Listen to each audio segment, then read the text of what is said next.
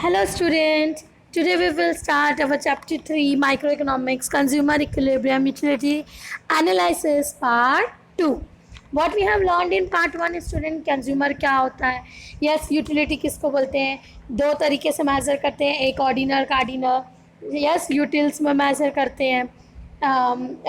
Marginal utility क्या होती है उसके क्वेश्चंस देखा है student. Relation between T U M U देखा. Total utility and marginal utility. Okay, today we will start utility analysis part 2, and first we will read and learn law of diminishing marginal utility. What is law of diminishing marginal? Diminishing मतलब student कम होना, decrease होना, decline होना. Okay, देखिए student definition देखिए यहाँ क्या दिया है. Law of diminishing marginal utility state that as more and more standard units of a commodity are continuously consume. Marginal utility, marginal बताया था, एडिशनल हम लोग ने पढ़ा था पहले. Derive from every additional unit, देखिए यहाँ बता दिया है, must decline. Indeed, it is very natural to happen in respects of all goods and service, and law of diminishing marginal utility is also called as fundamental law of satisfaction or fundamental psychological law. Student हम लोगों को पता है कि जब हम कोई चीज़ का कंजम्पशन या कोई चीज़ हमें ज़्यादा मिलती है तो उससे हमें सेटिस्फेक्शन कम मिलने लग जाता है. For example, you are hungry, you will eat. मैंने उसमें बताया था फर्स्ट एप्पल, 2 एप्पल, थर्ड, फिर फोर्थ, फिफ्थ एप्पल खाते ही तुम लोग, तुम्हारा पेट भर गया. अगर उसके बाद भी तुम खाओगे तो उससे तुमको कौन सी यूटिलिटी मिलेगी? नेगेटिव. क्यों? क्योंकि वो अब एक्सेस है, अब तुम हंग्री नहीं हो. यस, तो इस तरीके से स्टूडेंट्स वो यहाँ पे वही बता रहा है कि अगर हम किसी चीज़ का कंटिन्यू कंजम्पशन करेंगे तो क्या होगा, उससे जो हमें यूटिलिटी मिलेगी वो एक पॉइंट पे आके ज़ीरो हो जाएगी और उसके बाद नेगेटिव मिलेगी, मतलब कम होती जाएगी ना. यस, जो हम लोग ने पढ़ा था, तो ये वही बताना चाह रहे हैं. देखिए, लेकिन इसके दो एजम्पशन है. ऐसा जब भी होगा जब क्या होगा, one standard units of a commodity are consume, like a cup of tea, not a spoon. Standard होना चाहिए. अब तुमने बोला 1 चम्मच पी ली तो मेरे को तो उतनी यूटिलिटी है. वो कप से कोई 40 चम्मच पी ली तो तुमको वही यूटिलिटी नहीं. कप ऑफ टी 1, 2, 10, 12 कप के बाद तुमको उससे यूटिलिटी मिलने बंद हो जाएगी. यस, तो स्टैंडर्ड यूनिट होना चाहिए. और दूसरा, consumption of the commodity is continuous, not that one units of the commodity is consume ना एंड द अदर टुमारो. ऐसा नहीं होना चाहिए भैया आज 1 कप पी, फिर कल 1 कप चाय पी, फिर परसों 1 कप पी, तो रोज़ के लिए है. तो वो फिर कहाँ आपको डिमिनिश करेगा, उससे आपको डिक्रीजिंग यूटिलिटी कैसे मिलेगी? नहीं मिलेगी ना. यस, तो आपको क्या करना है, कंटिन्यू होना चाहिए कि अगर आपने 1 कप पी तो कंटिन्यू आप 11-12 कप पी रहे हैं. यस, ना कि आज फिर कल फिर परसों. ओके, तो the consumption is continuous and standard unit must be consume and then we can say the law of diminishing marginal utility apply. तो ये दो असम्पशन हमें मानना है. आगे देखते हैं स्टूडेंट्स. डिमिनिशिंग यूटिलिटी वो यहाँ पे देखिए बताया, contribute extra utility, less extra utility जो मिली है उससे माइनस कर देंगे. और यहाँ पे वही डेफिनेशन बताया है, देखिए सेकेंड वाले में, कि the utility explain relation between utility and quantity of unit commodity. मैंने बताया पहले वाले से बहुत ज़्यादा यूटिलिटी मिली, दूसरे एप्पल से और तीसरे से और चौथे से पाँचवें से. और जब आपने 6th एप्पल खाया आपको यूटिलिटी 0 मिली. क्यों? क्योंकि अब आप हंग्री, आपको भूख नहीं लग रही थी. यस, उसके when a consumer gets more and more units of a commodity during a particular time, the utility from the successive unit will diminish. वही बता रहा, डिमिनिश, डिक्लाइन हो जाना. आगे स्टूडेंट आज हम देखेंगे कंज्यूमर इक्विलिब्रियम. क्या होता है कंज्यूमर इक्विलिब्रियम? इक्विलिब्रियम इक्वल से रिलेटेड रख रहे हैं डेफिनेटली. देखिए डेफिनेशन पढ़ते हैं.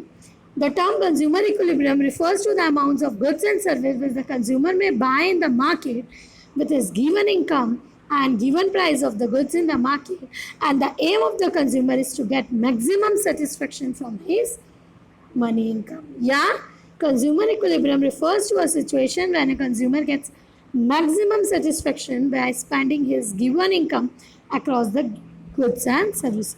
तो यहाँ बोल रहा है कि कंज्यूमर को हम इक्विलिब्रियम जब भी मिलेगा बोलेंगे जब उसने जितनी इनकम की है उससे इक्वल उससे सेटिस्फेक्शन मिला हो। With his given income yes he get the equal satisfaction. अब मतलब कि consumer equilibrium is a equilibrium where a consumer get maximum satisfaction by spending his given income जो उसके पास है yes across different goods and services, चाहे वो अलग अलग गुड्स में बांटे लेकिन उसको जितना स्पेंड किया है जो उसकी इनकम है उससे इक्वल सेटिस्फेक्शन मिलना चाहिए। अब इसमें भी कुछ एजम्पशन है स्टूडेंट, क्योंकि कई बार हमारे चेंज हो जाता है कंडीशन, तो इसलिए हाँ एजम्पशन ऐसा मानना पड़ेगा कि यूटिलिटी क्या है कार्डिनल जो मेजर कर सकते हैं।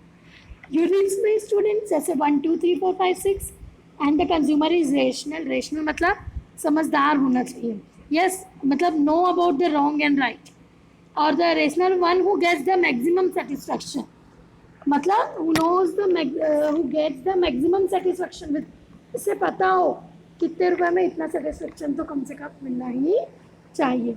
उसके बाद देखिए constant marginal utility of money, money का भी उतना ही कांस्टेंट यूटिलिटी होनी चाहिए। Income is limited and constant, taste and preference of the consumer remain unchange, diminishing marginal utility, consumption of reasonable quantity, continue consumption, no change in quality etcetera. तो ये सब assumption है किसके कंज्यूमर इक्विलिब्रियम। अब student हम इसमें दो condition पढ़ेंगे कंज्यूमर इक्विलिब्रियम के केस में, in case of one commodity two commodity, जब कंज्यूमर एक कमोडिटी कंज्यूम करता है और दूसरी consumer equilibrium one commodity case. देखिए इसमें तीन फैक्टर बहुत इंपॉर्टेंट, डेफिनेटली प्राइस जिसके इक्वल हमको यूटिलिटी मिलेगी, दूसरा मार्जिनल या टोटल यूटिलिटी जो मिलेगी, और third marginal utility of money. Money की MUM कितना है देखिए स्टूडेंट, MU से मार्जिनल यूटिलिटी डिनोट की थी TU और MU में, और तो वही आगे पढ़ते हैं। देखिए मार्जिनल यूटिलिटी ऑफ मनी, ये स्टूडेंट्स आप लोग खुद पढ़ेंगे। यहाँ पे बता रहा है कि जो यूटिलिटी मिलती है वो रुपी का कितना है, worth of a rupee yes. जैसे कि बोल रहा है कि यहाँ पे 100 gram of sugar, 500 gram of rice और 500 ग्राम ऑफ सॉल्ट एक कंज्यूमर ने ली, तो हम बोल सकते हैं कि टोटल यूटिलिटी इस गुड्स से उससे कितनी मिलती है 4 यूटिल्स। तो यहाँ पे 4 यूटिल्स, तो मार्जिनल यूटिलिटी ऑफ मनी क्या है 4, समझ में आ रहा है।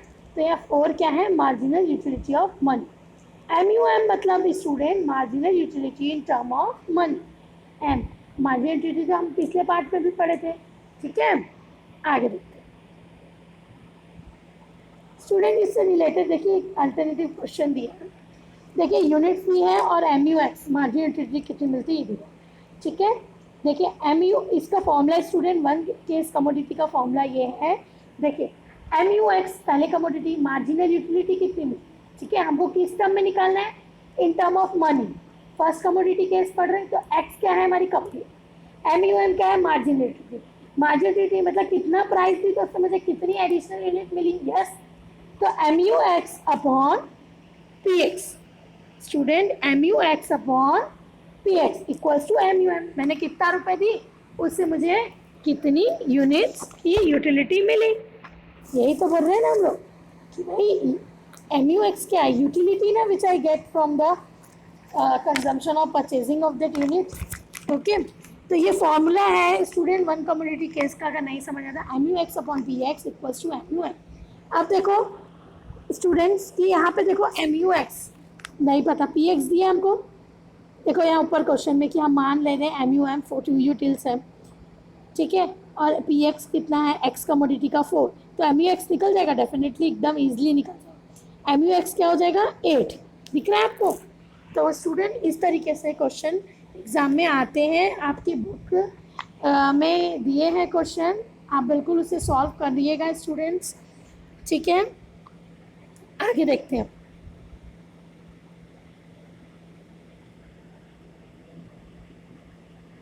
कंज्यूमर इक्विलिब्रियम इन 2 कमोडिटीज या 2 से ज़्यादा, 2 और मोर। देखिए फर्स्ट का फॉर्मूला क्या था MUX अपॉन PX, सेकेंड का क्या है MUY upon PY equals to MU। देखिए एक कमोडिटी और 2 कमोडिटी, इसको इक्वेशन में हमने लिख लिया, तो इनको इक्वल करते हैं स्टूडेंट, क्या होगा देखिए MUX अपॉन PX हमेशा MUY upon PY equals to MUM। हम ये मानते हैं MUM 1 है, क्या है 1, तो जो मैं X में 4 रुपये स्पेंड की हूँ अगर कमोडिटी वाई में भी स्पेंड करती है और हो सकता है वाई की 3 यूनिट मिली है, तो एम यू एम 4 है, एम यू एम मान लेते हैं 3 है, तो मुझे कहाँ पहुँचना रहेगा 3 तक, तो मैं एक्स का कंजम्पशन क्या कर दूंगी कम, मार्जिन यूटिलिटी, लेकिन कितना रुपए स्पेंड कर रही है 3, तो उससे कहाँ पहुँच जाऊंगी मैं इक्वल में, मतलब तीनों को 3 हो जाएगा। ठीक है, ये क्या बोल रहे हैं कि marginal utility of x upon price of x equals to marginal utility of y upon price of goods y equals to marginal utility in term of money of goods. ठीक है, तो स्टूडेंट आई होप कि समझ में आया होगा। Yes, confuse मत हो, बहुत ईजी समझ के करो। देखिए स्टूडेंट, यहाँ एक एग्जांपल दिया है कि एम यू एक्स दिया है, पी एक्स दिया है, एम यू एक्स 20 है, पी एक्स 4 है, और एम यू वाई 25 है, पी वाई 5, और एम यू एम भी दिया है 5। तो आपको देखिए फॉर्मूला लगाना है बस। देखिए आपको सिर्फ फॉर्मूला लगाना है। देखिए फॉर्मूला लगाया आपने 20/4, 25/5, देखिए दोनों को सॉल्व किया, एम यू एम कितना आ रहा है 5। तो देखिए पहले वाले गुड्स से मुझे 20 यूनिट्स यूटिल्स मिली थी, सेकेंड वन से 25, लेकिन marginal utility in term of money दोनों का कितना था। देखिए 4 के टेबल में 5 और ये 5 के टेबल में 5, कितना है 5। तो इस तरीके से बता रहे हैं कि हमेशा इक्वल ही होंगे। देखिए एक क्वेश्चन दिया एग्जाम्पल कि एम यू एक्स 25 है, प्राइस 5 दिया है, एम यू वाई 30 है, प्राइस ऑफ वाई 5 है, और आपको एम यू एम निकालना है। तो एम यू एम कैसे निकालेंगे, तो ये तो स्टूडेंट डिफर है देखिए दोनों में। तो क्या करेंगे, पहले तो दोनों को इक्विलिब्रियम में लाएंगे, in the state of equilibrium, उसके आगे ही सॉल्व होगा। तो in the state of equilibrium क्या आएगा, तो देखो M U X upon P X, M U Y upon P Y. तो देखिए लिखिए substituting the value we find, देखिए क्या आ जाएगा कि कंज्यूमर इक्विलिब्रियम के स्टेट में नहीं है, मतलब इक्विलिब्रियम यहाँ नहीं मिल रहा है कंज्यूमर को। तो क्या करेगा, या तो देखिए M U X upon P X, marginal utility M U Y upon P Y, तो या तो वो उसको कम करेगा, लेकिन कर नहीं सकता क्योंकि दोनों के प्राइस सेम है, एम यू एम नहीं दिया। तो स्टूडेंट यहाँ बता रहे हैं कि यहाँ पे इक्विलिब्रियम है ही नहीं। ठीक है, आगे देखो।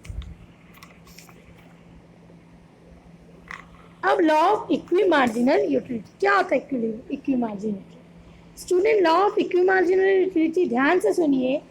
It state that the consumer strike his equilibrium, उसको जब भी इक्विलिब्रियम मिलता है, व्हेन द लास्ट रुपी, जो उसके पास आखिरी रुपी होता है, spend by him give him equal marginal utility, वो उसके इक्वल ही मार्जिनल यूटिलिटी प्रोवाइड करता है।